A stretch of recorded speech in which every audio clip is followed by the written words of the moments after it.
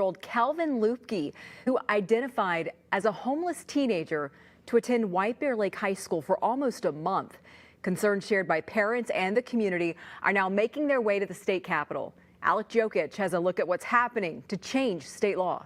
Minnesota state law does address this topic, but one lawmaker tells me it doesn't go far enough. It makes me angry, quite frankly. State Representative Elliot Engen is disappointed by the developments at his own alma mater. This is disgusting. It can't happen again. It should have never happened in the first place, but at the state level, we can tighten our belt, make sure that we get this thing right. He's working on new bills, which he calls the Securing Our Schools package, related to the case of Calvin Lupke.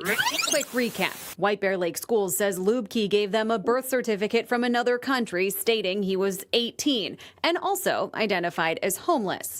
A federal law known as the McKinney-Vento Act allows homeless youth to immediately enroll in school. But there needs to be that immediate follow-up from the district to verify that this person is who they say they are and that they're safe amongst our students. Engen wants a one-word change to state law. Instead of schools may request documentation to verify age, they must.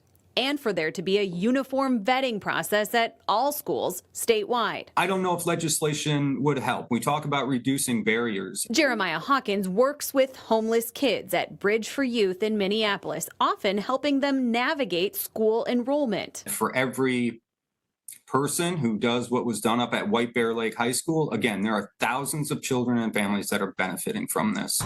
What about students who are of legitimate age, who are legitimately homeless?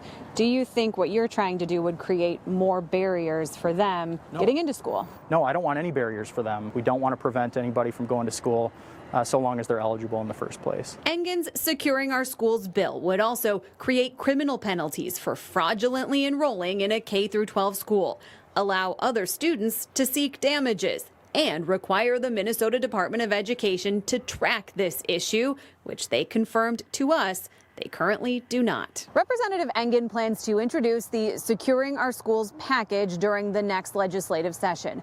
We'll follow what happens and keep you updated. At the state capitol, Alex Jokic, 5 Eyewitness News.